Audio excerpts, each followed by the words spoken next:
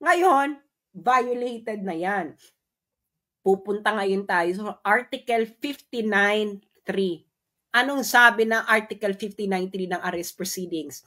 The person arrested shall have the right to apply to the competent authority in the custodial state for interim release pending surrender. Anong ibig sabihin nito? Di ba? Inaresto mo.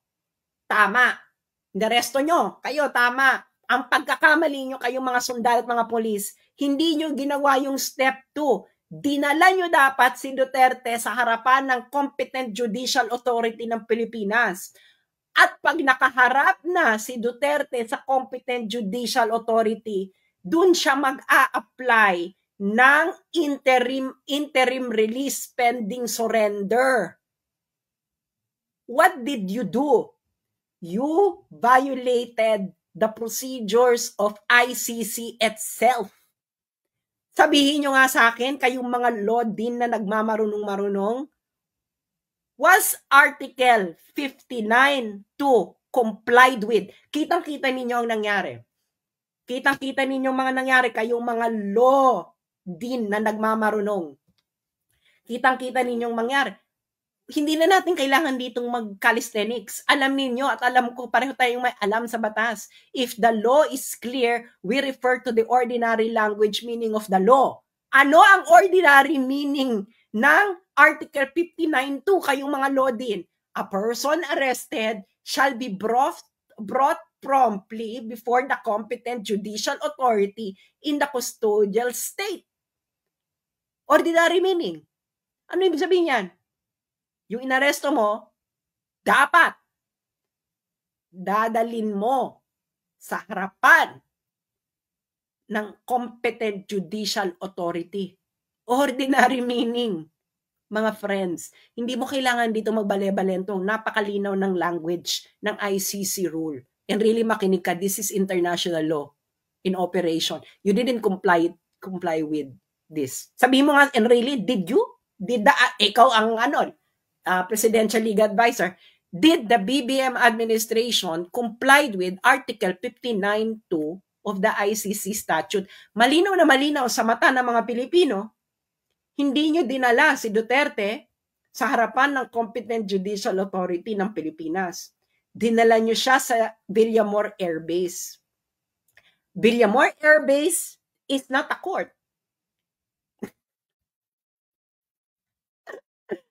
Siguro naman malinaw sa ating lahat yan, di ba? Baka naman dito bubudulin pa tayo. Villamor Air Base is not a court. Kanyang mga sundalo, is Villamor Air Base a court?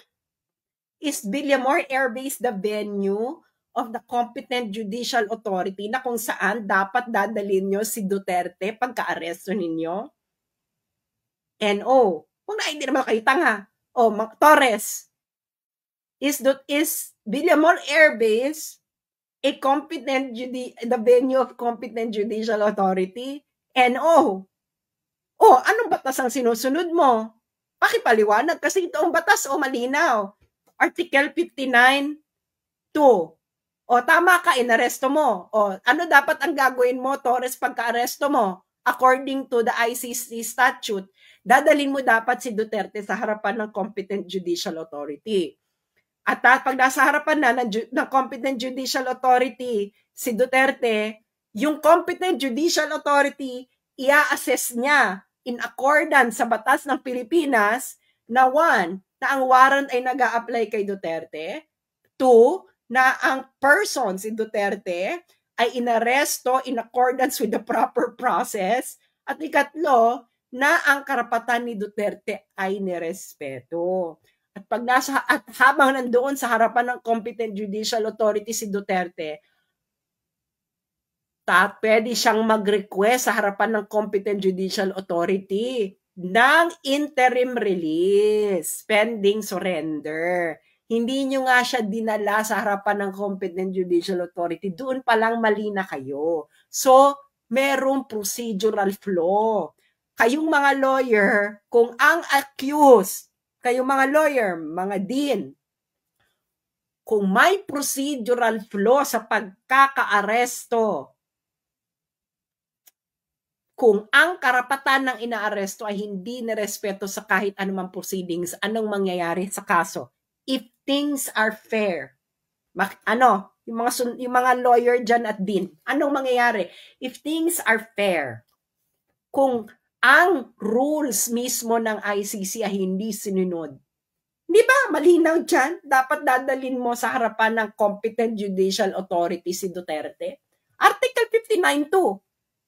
Kayo, napanood nyo lahat. Saan dinala si Duterte? Dinala ba siya sa harapan ng, dinala mo ba, Torres, sa harapan ng competent judicial authority si Duterte pagka-aresto mo? Sige nga, sasampahan mo ako libel, tanga ka, Torres. This will be your end. You violated a procedure. Ay, kasampahan ka ng kaso dyan. Hindi mo din hinarap sa competent judicial authority. Malinaw, ordinary meaning ng law. Ordinary meaning ng language lang tayo dahil malinaw ang batas. Ang sabi ng batas, pagka-aresto mo, Torres, brought promptly. Ang sabi pa, brought promptly. Ibig sabihin, pag-aresto mo, hindi ka na pwede magpabanjing-banjing, Torres. Dapat dadalhin mo na kagad si Duterte sa harapan ng competent judicial authority.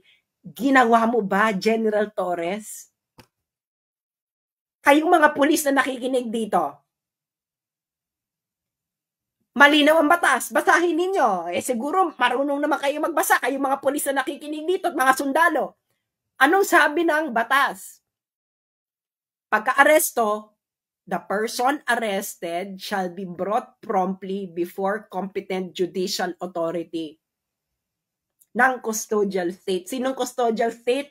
Pilipinas. Sinong competent judicial authority ng Pilipinas? Sino? Mga sundalo na loyal sa Constitution. Anong sinasabi ng Constitution kung nasaan ang judicial power ng Pilipinas? Nasa Villamor Air Base ba?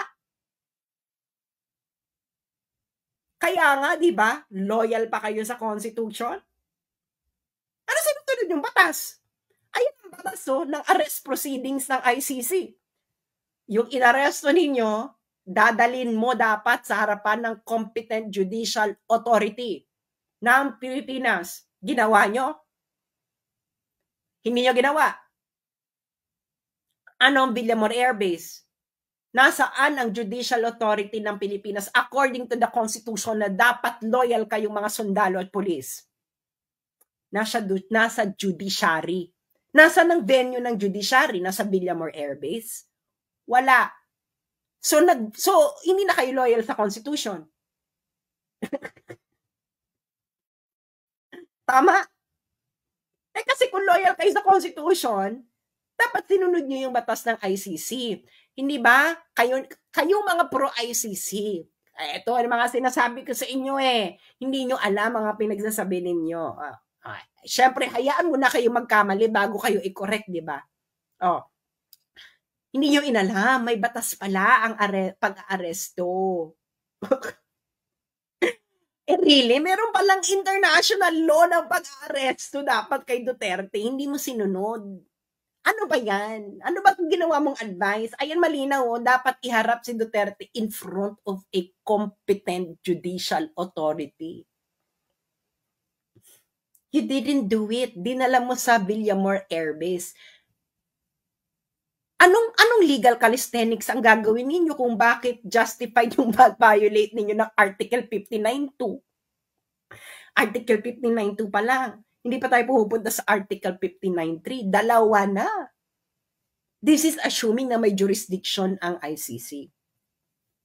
Ngayon, assuming na meron jurisdiction, nag-comply ba kayo sa Article 59.2 and then Article 59.3? No!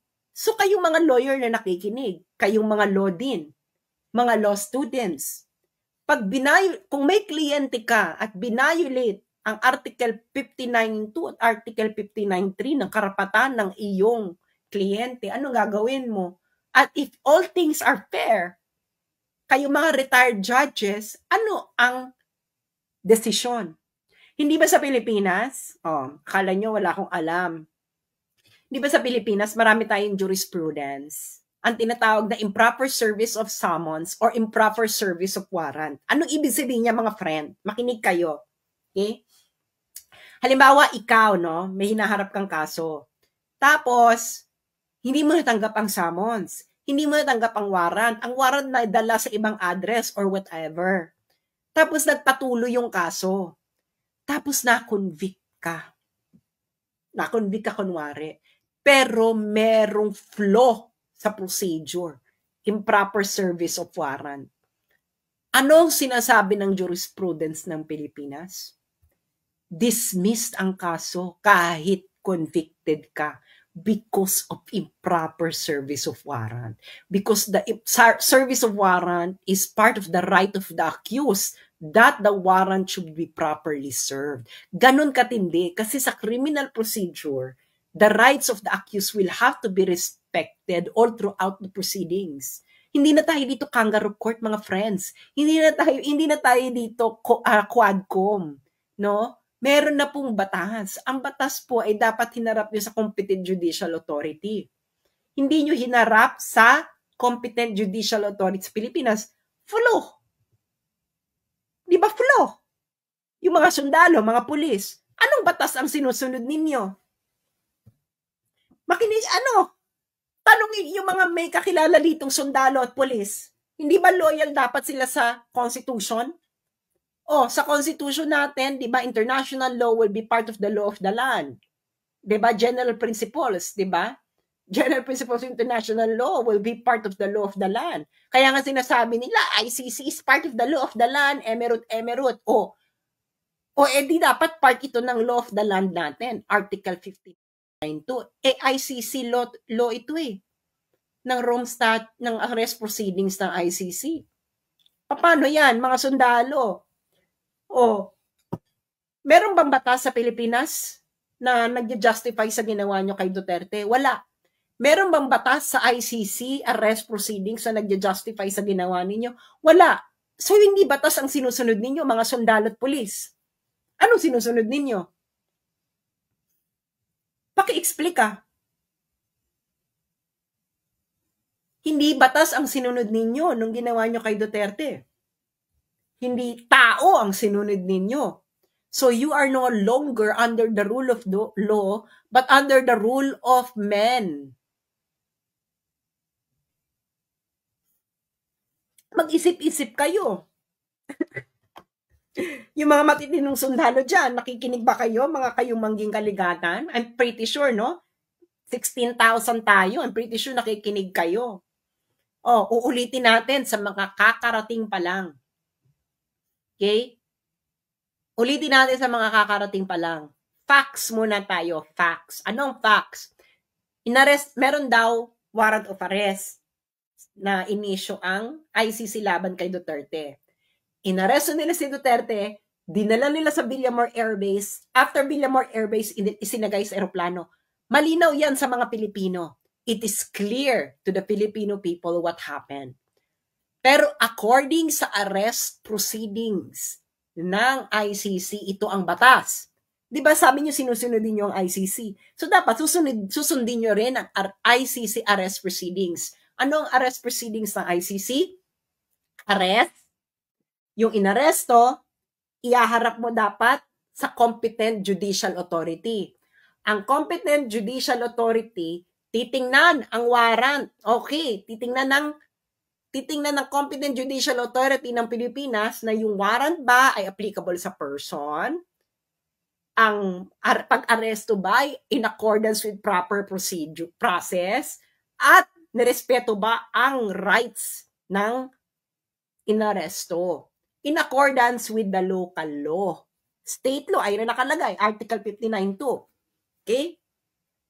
Pagkatapos niyan, habang nakaharap si Duterte sa competent judicial authority ng Pilipinas, doon siya magre-request ng interim release. Ngayon, ang korte ipaprocess yung interim release. I-determine na kung may grounds ba for interim release, etc. Sinunod niyo ba ang arrest proceedings ng ICC?